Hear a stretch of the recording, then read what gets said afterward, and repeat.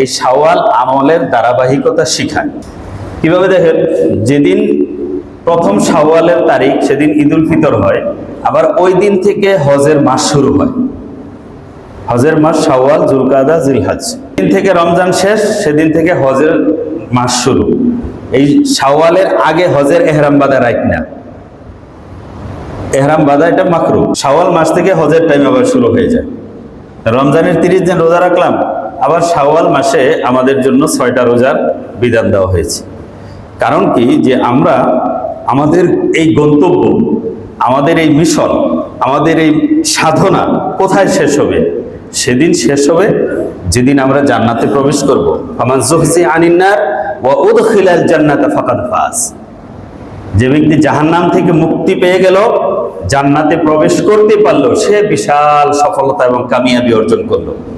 তার আগ পর্যন্ত আমাদের এই মেহনত সাধনা কন্টিনিউ থাকবে, চলমান থাকবে। যেদিন আল্লাহর সাথে দিদার হবে, যেদিন আল্লাহ বলবেন সালামুন আলাইকুম, তোমাদের উপর শান্তি আর শান্তি, তোমরা কোনোদিন মরবে না, তোমাদের কোনোদিন অসুস্থতা হবে না, এই জান্নাত থেকে তোমাদের কোনোদিন বিচ্ছিন্ন করা হবে না, সেদিন হবে আমাদের প্রকৃত সুখ এবং শান্তি। সেদিন অর্জন করার আগে, সেই দিন দেখার আগে আমাদের এই সাধনা মেহনত চলতে থাকবে। রমজান আমাদেরকে কি শিক্ষা দিয়েছে? তাকওয়া শিক্ষা দিয়েছে। লাআল্লাকুম তাত্তাকুন, যেন তোমরা মুত্তাকি হতে পারো। এই মুত্তাকি হওয়ার জন্যই রমজান আমাদেরকে দেওয়া হয়েছে। এখন তাকওয়ার সামান এবং পুঁজি আমরা অর্জন করেছি। রমজান পুরা বছরের সামান অর্জনের সময়। কারণ একটা হাদিস আপনাদেরকে শুনিয়েছি, ইজা সালিমাতিল জুমআতু সালিমাতিল আইয়াম ও ইজা সালিমা রমাদান সালিমাতিস সানা। যার জুমার দিন ভালো কাটে, ইবাদত বন্দিগিতে কাটে, গুনাহমুক্ত কাটে, সারা সপ্তাহ তার ভালো কাটে।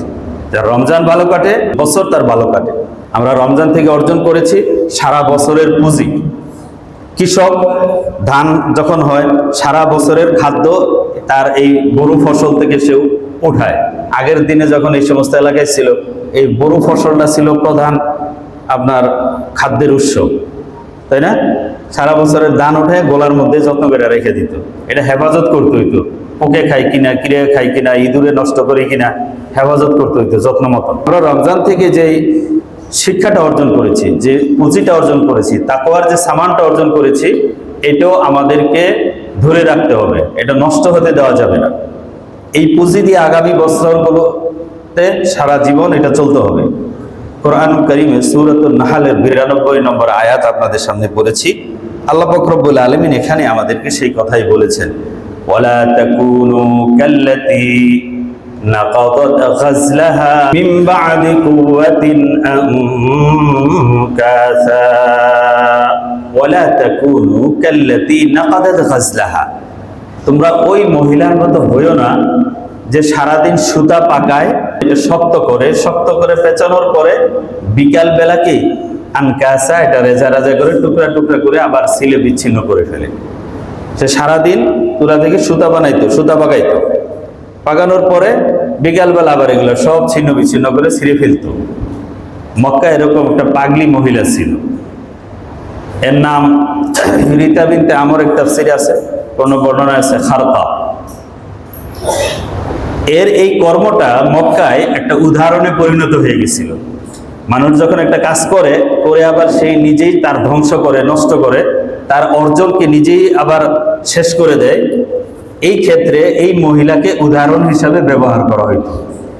আল্লাহ পাক রব্বুল আলামিনও এই কোরআন শরীফের সূরাতুন নাহলের 92 নম্বর আয়াতে ওই মহিলার উদাহরণ উপমা এখানে দিয়েছেন, যে যেই মহিলাটা সারাদিন কষ্ট করে সে সুতা পাকায়, সন্ধ্যাবেলা নিজেই নিজ হাতে তার পরিশ্রমকে শেষ করে দেয়, তোমরা তেমন হইও না।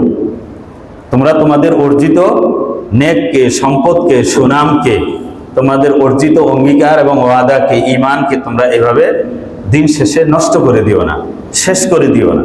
ওয়ালা তাকুনু কাল্লাতী নাকাদাত গাজলাহা মিন বা'দি কুওয়াতিন আনকাসা। তোমরা তেমন হইও না। তা আমরা রমজান থেকে যে অর্জন করেছি, একেবারে ঈদের রাত থেকেই কিন্তু অনেকে একবার মুক্ত হয়ে গেছে। শয়তান মুক্ত হয়েছে, মানুষও কেমন যেন মুক্ত হইয়া গান বাদ্য ডেক সেট ছাইরা চলছে। এই যে রমজানে আমরা ভোর রাত্রে উঠেছি, একটা উঠার অভ্যাস ছিল, সেহরি খেয়েছি, ইফতারি করেছি, রাত্রে কম বেশি একটু নামাজ পড়ার অভ্যাস হয়েছে, কম বেশি তেলাওয়াত করছি, তারপরে কিছু দান সদকা করা হয়েছে, জিকির করছি, ফিতরা আদায় করছি। এই যে একটা ভালো নেকের পরিবেশ ছিল, বক্তমতো নামাজগুলো গুরুত্বের সাথে পড়ছি, এই যে একটা গুরুত্ব, এই যে একটা অভ্যাস, এই অভ্যাসটাকে আমরা ধরে রেখেছি নাকি এক সপ্তাহ শেষ করে দিছি?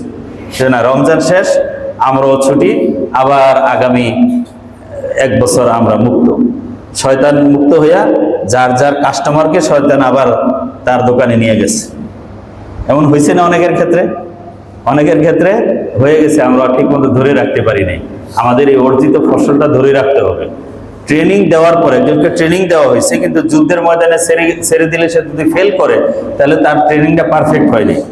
পাইলটদেরকে বিমান চালানোর প্রশিক্ষণ দেয়, বিমান উড়াইতে গিয়ে সে যদি উড়াইতে না পারে, অ্যাক্সিডেন্ট করে, তাহলে তো তার ট্রেনিং পারফেক্ট হইল না, কমপ্লিট হয়নি। সাঁতার শেখানো হয়েছে, পানিতে ছেড়ে দিলে সে সাঁতার দিতে পারে না, তাহলে তো এটা সাঁতার হলো না। প্রত্যেকেই যে ট্রেনিংটা গ্রহণ করে তার কর্মক্ষেত্রে ওই ট্রেনিং যদি সে অ্যাপ্লাই করতে পারে তাহলে সে পারফেক্ট। পুলিশ আপনারা জানেন যে রাজশাহী শারজায় 1 বছর ট্রেনিং করে, 1 বছর ট্রেনিং করার পরে তাদেরকে পোস্টিং দেওয়া হয় বিভিন্ন জায়গায়। ওই ট্রেনিংয়ে যে যারা ভালো করে, সেরা করে, পারফরমেন্স ভালো, তাদের পদায়ন পজিশনটাও কি হয়, ভালো হয়। তা আমরা রমজান থেকে যে প্রশিক্ষণটা নিয়েছি, কি প্রশিক্ষণ নিয়েছি?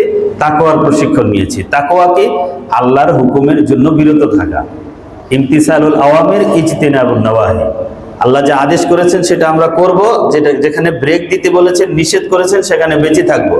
এখন মনে করেন যে একজনে চলতেছে নরমাল টুকটাক ব্যবসা করে, আইসা অফার দিল, আরে কি এইভাবে 10 টাকা 20 টাকা লাভ করবা, চলো বিরাট এই সুযোগ আছে, কয়েকদিনে মাত্র বড়লোক হইয়া একেবারে বাড়ি গাড়ি করে ফেলবা, চলো করি।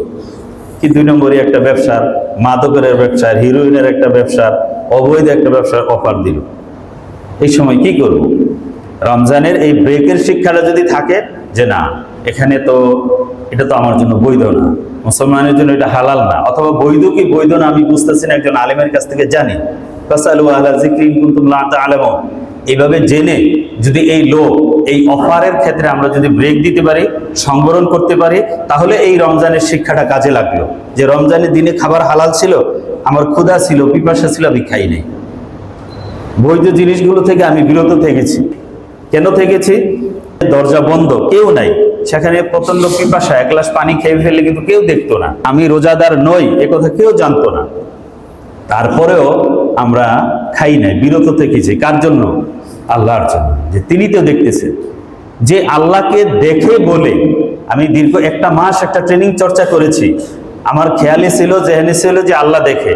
এই আল্লাহ দেখে এই চিন্তাটাকে কাজে লাগিয়ে আমি যখন আল্লাহর নিষিদ্ধ ব্যবসা থেকে বিরত থাকব, নিষিদ্ধ সম্পর্ক থেকে বিরত থাকব, নিষিদ্ধ কাজ থেকে বিরত থাকব, সুদ ঘুষ আল্লাহর নিষেধ কাজ থেকে যখন নিজেকে ব্রেক দিয়ে গুটিয়ে রাখবো, তখনই প্রমাণ হবে যে রমজানের শিক্ষাটা তার কাজে লেগেছে, রমজান থেকে সে কিছু অর্জন করেছে, রমজান থেকে তার তাকওয়া হাসিল হয়েছে, রমজান তার জীবনে ফলপ্রসূ হয়েছে। আর যদি না হয় তাহলে বোঝা গেল সে এই রমজান দিয়ে কাজে লাগায় নাই। কারণ হাদিসে আছে, আসিয়ামু জুন্নাতুন মা লাম ইয়াখরিখা, রোজা ঢাল স্বরূপ। কখন? যখন এই ঢালকে সে ভেঙে না ফেলে। ভেঙে যায় কিভাবে? রমজানের ঢাল ভেঙে যায় মিথ্যা কথা বলার দ্বারা, গীবত করার দ্বারা। রমজানকে সে যদি ভেঙে ফেলে থাকে, ডালটা যদি কাজে না লাগায়, আবার এটার রিকভারি একটা সুযোগ দেওয়া হয়েছিল সদকায়ে ফিতর আদায় করলে, যে সদকায়ে ফিতর আদায় করলে তোমার রোজার মধ্যে যে লাগবো, যে রাফাস হয়েছে, ত্রুটি বিচ্যুতি হয়েছে, এগুলো আল্লাহ মাফ করে দেবেন।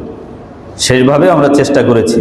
তার রমজান থেকে আমরা যে শিক্ষাটা অর্জন করেছি, সেই শিক্ষাটা যখন জীবনের প্রত্যেক ক্ষেত্রে আমরা কাজে লাগাতে পারবো, যেখানে ব্রেক দেওয়ার কথা ব্রেক দিতে পারবো, একাকী ঘরের অন্ধকারে একটা সুযোগ, পাপ করার একটা সুযোগ হয়েছে, অবৈধ সম্পর্কের একটা সুযোগ হয়েছে, কিন্তু এই সুযোগ আল্লাহ দেখে, ওই যে রমজানে আল্লাহ দেখে মনে করে খাই নাই, এখনো আল্লাহ দেখে মনে করে আমি বিরত থাকতে পারলাম, তখন বোঝা গেল এই রমজান আমাদের রমজান হয়েছে, এই রমজান তাকওয়ার হয়েছে, এই রমজান দ্বারা আমাদের তাকওয়া অর্জিত হয়েছে।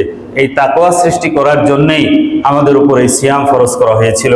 আল্লাহ বলেছেন লাআল্লাকুম তাত্তাকুন, যাতে তোমরা মুত্তাকি হতে পারো, পরহেজগার বলতে পারো। এই মুত্তাকি পরহেজগার হওয়ার জন্য তোমাদের উপর এই সিয়ামের বিধানকে দেওয়া হয়েছে। কুতিবা আলাইকুমুস সিয়াম কামা কুতিবা আলাল্লাযীনা মিন ক্বাবলিকুম লাআল্লাকুম তাত্তাকুন। এই মুত্তাকি হওয়ার শিক্ষা সিয়াম থেকে আমরা অর্জন করেছি। এই শিক্ষাটাকে এখন আমাদের অ্যাপ্লাই করতে হবে, প্রয়োগ করতে হবে জীবনের প্রত্যেকটা ক্ষেত্রে, সেগুলো কাজে লাগিয়ে এই তাকওয়ার এই শিক্ষা অর্জনকে আরো বাড়াইতে হবে, এটা আরো এগিয়ে নিয়ে যেতে হবে। আমরা সাধারণ মোমেন থেকে আল্লাহর ওলিতে পরিণত হতে হবে। একজন